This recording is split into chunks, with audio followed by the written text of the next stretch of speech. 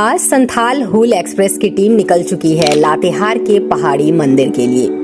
ये पहाड़ी मंदिर जो अपने आप में इसकी खूबसूरती, इसका महत्व, इसका इतिहास आपको बरबस ही अपनी ओर आकर्षित कर लेता है।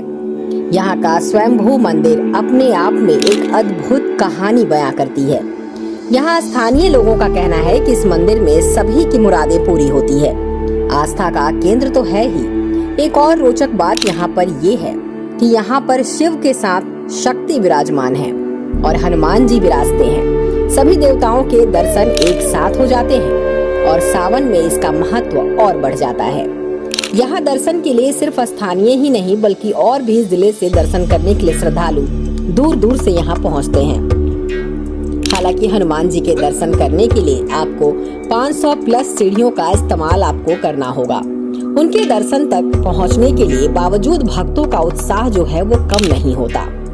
उनके चेहरे पर थकान नजर नहीं आती और बड़े ही श्रद्धा भाव लिए लोग यहाँ पर अपनी मुरादें लिए देव दर्शन को आते हैं। तो फ्रेंड्स, हमारी टीम जो है आज, हालांकि सावन का पहला सोमवार है, तो इस मौके पर शिवालय जाना तो बनता है और पूजा जो है आज पहली सावन की सोमवारी में शिवालय पे भोलेनाथ को जलार्पण होगा।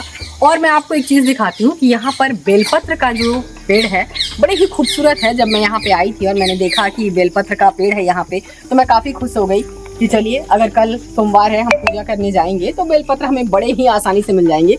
देखिए आप यहाँ ठीक सामने देख सकते हैं, ये बेलपत्र है जिससे शिव जी बड़े प्रसन्न होते हैं। कहा जाता है कि अगर 56 भोग ना लगे, नैवेद्य ना मिले तो चलेगा, लेकिन अगर भोलेनाथ को सिर्फ बेलपत्र और 1 लोटा जल चढ़ाकर आप उन्हें प्रसन्न कर सकते हैं।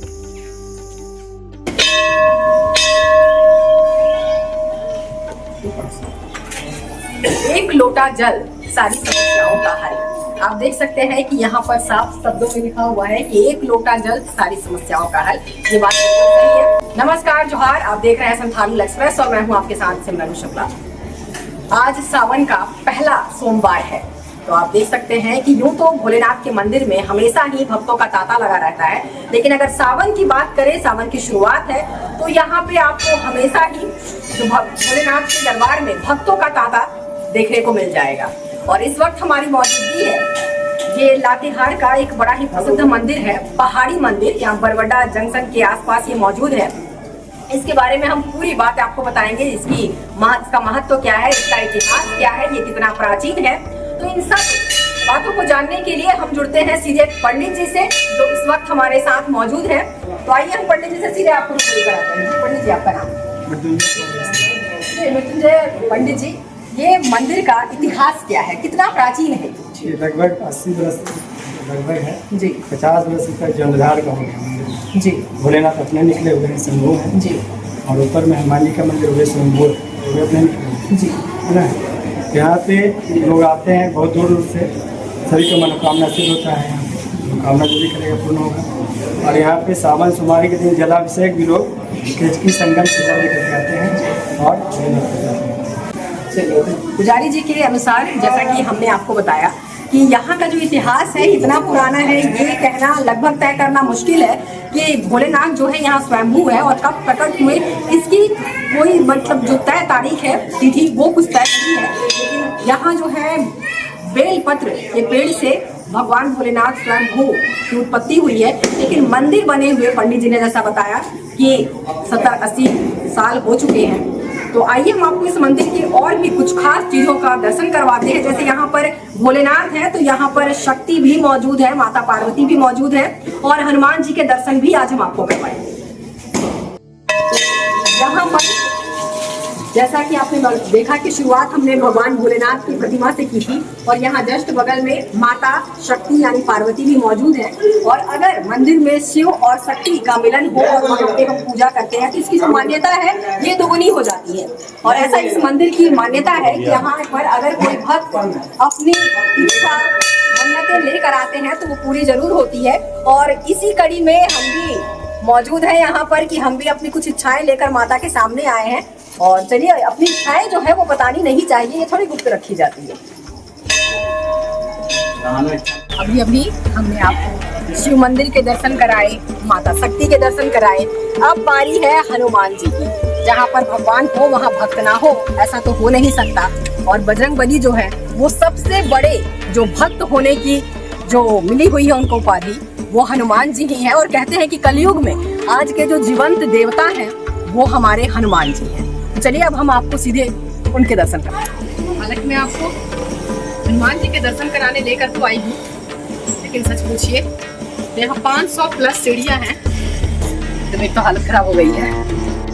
ये गन लेके हमारी सुरक्षा के लिए मौजूद हैं, लेकिन अब इन्हें कौन समझाए कि भगवान के यहाँ अगर हम आते हैं तो वो सबसे बड़े प्रोटेक्टर है हमारे। लेकिन खैर हम हमारी ड्यूटी कर रहे हैं, ये अपनी ड्यूटी कर रहे हैं। कि सीढ़ियों पे ही भक्तों की कतार लगी पड़ी है। हालांकि ये सभी भक्त जो है काफी उत्साहित हैं और इतनी 500 प्लस सीढ़ियां हैं, लेकिन इन सभी के चेहरे पे ऐसा नहीं लग रहा है कि इन्होंने अभी तक काफी सीढ़ियां चढ़ चुके हैं और अभी भी काफी समय चढ़ना है, अभी काफी यात्रा हमारी बाकी है। तो आइए इनसे जुड़ते हैं और जानते हैं कि इस मंदिर के बारे में, इस यात्रा के बारे में इनकी क्या राय। जी, आप सभी यहाँ पूजा करने आए हैं, आप लोग यही के रहने वाले हैं? आप आगे आइए। तो ये बहुत अच्छी बात है, आइए आइए। यही के रहने वाले हैं। तो आप इस मंदिर में पहले भी आई हैं? यहाँ इस मंदिर में क्या कुछ ऐसा है जो आपको बार बार अपनी ओर खींचता है और बार बार आप यहाँ आती हैं? सब भगवान लोग हैं तो पूजा करने आते हैं। अच्छा, आपकी विश यहाँ पर पूरी होती है? हाँ, होती है ना। सब कुछ ऐसा खास विश जो आप यहाँ मांगी हो और भगवान ने आपको तुरंत दिया हो? हाँ, दिए है। जैसे बता नहीं सकते। चलिए, ये अपनी मनोकामनाएं नहीं बता सकती, लेकिन आस्था का जो केंद्र होता है वो सच पूछिए तो वो मनोकामनाएं, मन्नतें ही होती हैं।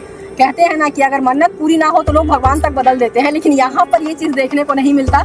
यहाँ पर अगर आप मन्नत लेकर आए हैं तो इस चीज़ के लिए आप निश्चिंत रहिए, आपकी मन्नत जो है वो पूरी होती है और भगवान भोलेनाथ, भगवान माँ शक्ति और हनुमान जी की दया से सभी की मनोकामनाएं पूरी होती है।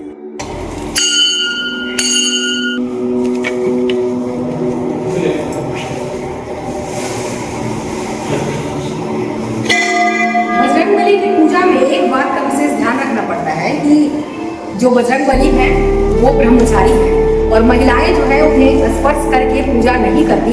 हालांकि ये आपके अपने भाव होंगे कि आप भगवान से किस तरह का नाता रख के चल रही हैं, लेकिन कॉमन यही है कि हनुमान जी को जो महिलाएं हैं वो छूकर पूजा नहीं करती। तो आज हम हनुमान जी के मंदिर में हमने दर्शन किया और आपको भी दर्शन कराए। एक बार फिर से पंडित जी हमारे साथ जुड़े हैं और जानते हैं कि सावन में भोलेनाथ की पूजा तो होती ही है, लेकिन सावन में विशेषकर अगर हम हनुमान जी की भी साथ में पूजा करते हैं तो इसका क्या फल मिलता है, ये हम जानते हैं पंडित मृत्युंजय जी से। जी पंडित। यहाँ हनुमान जी की पूजा लोग आते हैं तो करते ही हैं, क्योंकि हनुमान जी यहाँ अपने से निकले हुए। अच्छा। साथ में यहाँ वन दुर्गा के नाम से भी, जी, माता के नाम से इसलिए महिलाएं भी साथ में पूजा करती हैं। पीछे में जो ये शिला है, हाँ, रानी माँ के नाम से पूरे के पूरा शिला जी, रानी माँ के नाम से। चलिए, यहाँ भी बजरंगबली के बारे में एक नई चीज़ जानने को मिली कि यहाँ के जो बजरंगबली हैं वो भी स्वयंभू हैं। जैसे कि हमने आपको थोड़ी देर पहले बताया था कि यहाँ के भोलेनाथ जो हैं वो बेल के पेड़ से प्रकट हुए थे, स्वयंभू हैं। वैसे ही ठीक यहाँ पर जो हनुमान जी हैं वो भी स्वयंभू हैं और वो भी स्वयं प्रकट हुए हैं, इसलिए भी यहाँ की जो मान्यता है वो काफ़ी बढ़ जाती है। यहाँ पर विराजमान है जय आनंद जी और साथ में आप देख सकते हैं कि यहाँ पर उनके काफ़ी ध्वजा जो है वो लहरा रहे हैं। आदि अनंत काल से ये लहरा रहे हैं और हमेशा ही लहराएंगे। तो आज फिलहाल संथाल हुल की जो हमारी यात्रा थी देव दर्शन की, फिलहाल यही। फिर मिलेंगे आपसे किसी और मंदिर में। तब तक के लिए हमें दीजिए इजाजत और बने रहिए संथाल हुल एक्सप्रेस के साथ।